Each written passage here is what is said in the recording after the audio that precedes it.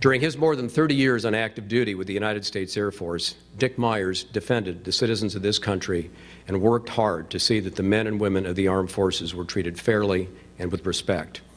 At his retirement ceremony, President Bush cited his sound judgment, fresh thinking, and unflinching candor, noting that he believes in serving a cause that is greater than himself.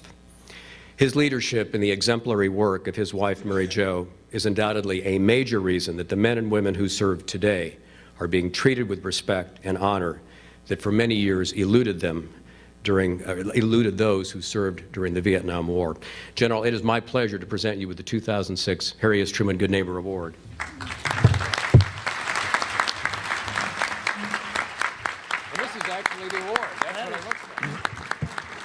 Well, thank you all very much. It is a great honor. I'm not going to be, obviously, people that know me know that I can't be as eloquent as Dave McAuliffe in describing how I feel right now. But coming back to your hometown, to your home states of Missouri and Kansas, it really does feel good. And I thank you, Carl, and I thank the board.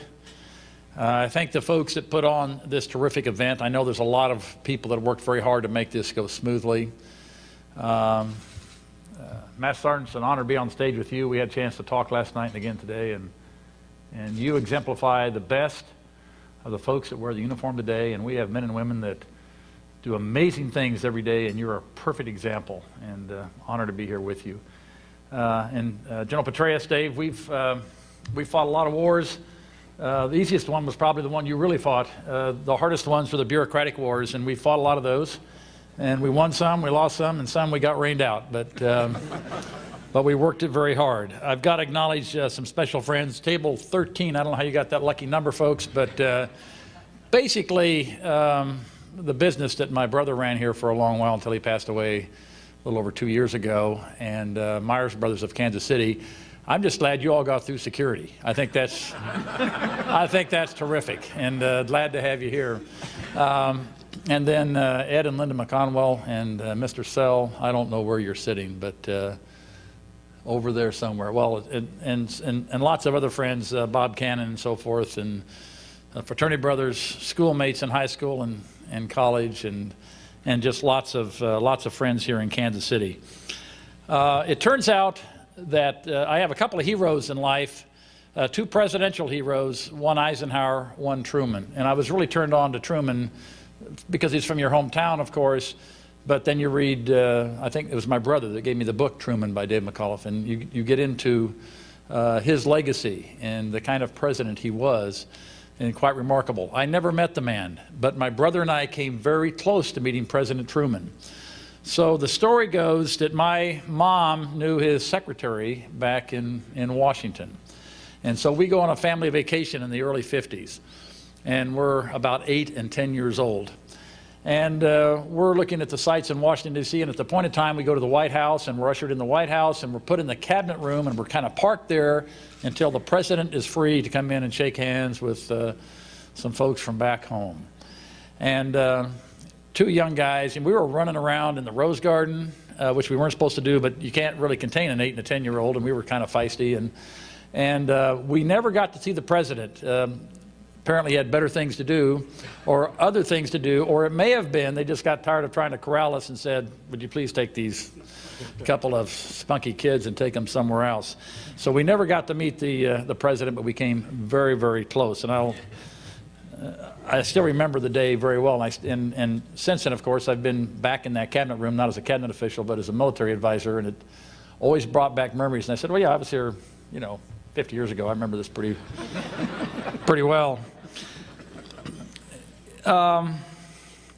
There is a quote that I think sums up why we should consider President Truman a hero, and you probably all know this quote, but it was something that Winston Churchill said in 1952.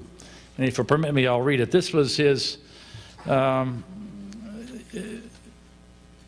talking about the first time that Churchill met Truman back in 1945, and I think it was summer 1945 at a Potsdam conference. And here's what Winston Churchill said in '52 about that meeting. He said, I must confess, sir, I held you in very low regard. I loathed your taking the place of Franklin Roosevelt. I misjudged you badly. Since that time, you more than any other man have saved Western civilization. That's probably why we are all gathered here today, because we're talking about a great man. When you talk about the military culture and the fact that I stayed in the service for over 40 years, it was never the plan. The plan was to get in and 5 years later be working at Myers Brothers. Who knows, we might have had 2 tables or something. I don't think it'd been table 1, no, we didn't have 2 tables. Probably not. What kept me in the service, besides the initial thrill of flying and the camaraderie, were the values and the culture of the military. The fact that integrity really counts, and you count on the people in the military on your right and your left for your very life. So you're used to dealing with people that have great integrity, that are going to be true to their word. And it's a good environment to work in. The concept of selfless service, to serving something above yourself, was always appealing. And so it felt good, you know, to get up in the morning, no matter what time the flight brief was, and to get off to work. It always felt good, no matter what the hour, how dark it was outside, and what the mission was. But there was another thing that I felt very good about being in the military, and it had a lot to do with President Truman. And that was that it was a culture of no discrimination. And of course, it was President Truman who desegregated the United States military, as General Petraeus mentioned.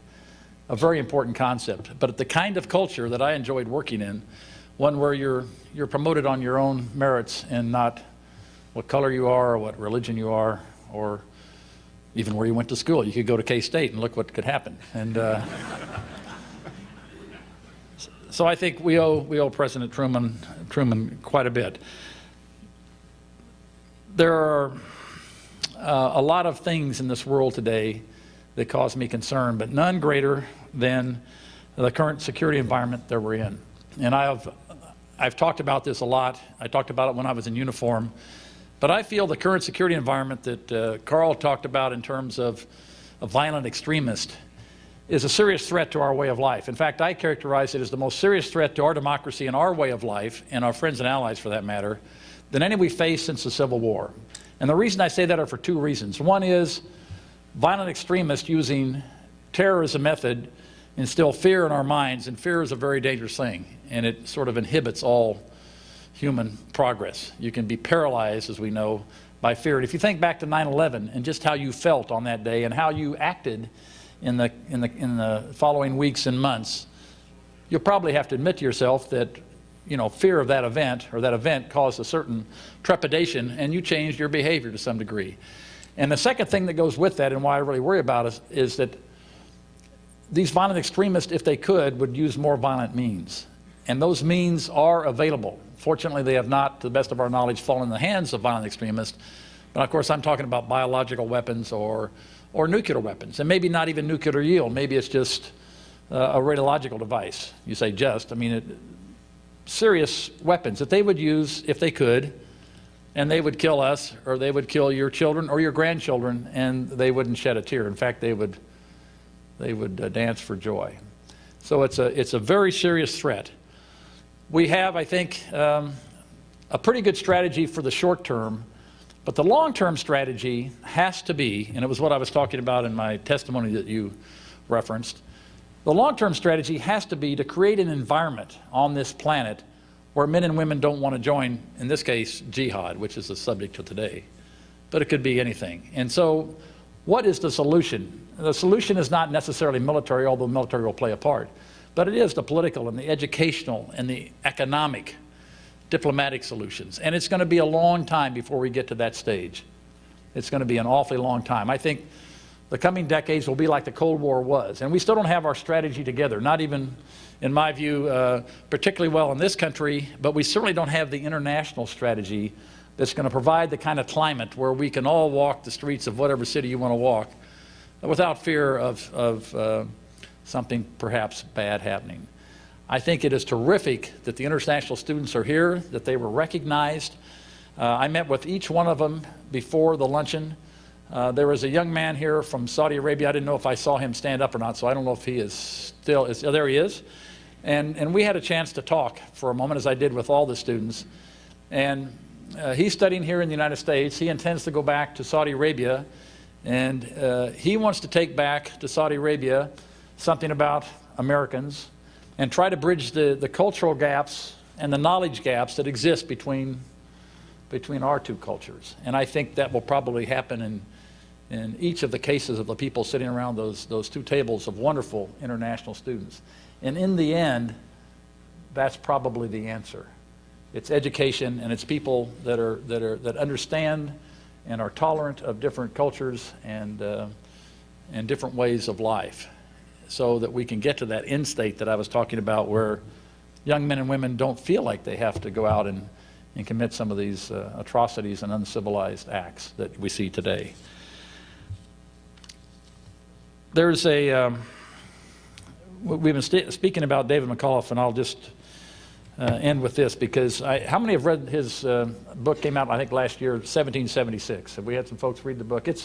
I think it's a terrific book for lots of reasons. And we had David McCullough come to an off-site meeting of our senior leadership on the Joint Chiefs of Staff, and had him talk about the book 1776. And we kind of had a chance to ask him a lot of questions and kind of delve into it. It's a remarkable book for lots of reasons. But the reason I'd like to highlight is that in the middle of that not very good year for this group of folks that thought they ought to be separate from the United Kingdom, from Great Britain, that we ought to break away from all that. Militarily, we were not doing very well. It turns out we picked a general that wasn't very good at generaling early on, that General Washington. He learned, he got a lot better, but he had to learn by leaving Boston and New York and working his way south, basically getting beat until the very end of the year, when had some modest success in New Jersey.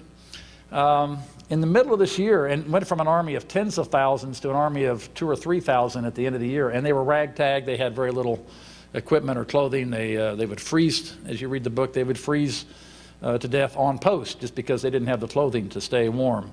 In the midst of all that, in the middle of that year, not a very good year for this fledgling country we now know as America, our forefathers wrote the Declaration of Independence.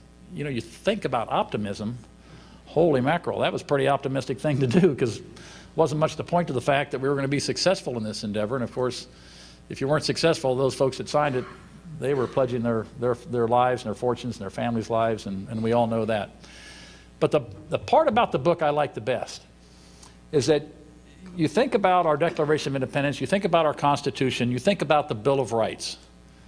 And they're wonderful pieces of parchment, they're great prose, but they don't mean a thing, and they'll never come to life unless people are willing to sacrifice to bring them to life. And you might think I'm thinking about soldiers, troops, military. I'm not. I'm thinking about all of us in this room. I'm thinking about no matter what walk of life you're in, what you do, whether you're the president of Rockhurst University, or you're the rabbi we met last night, or you're in Chicago, or you're a business person or in the medical profession, or you are in the military.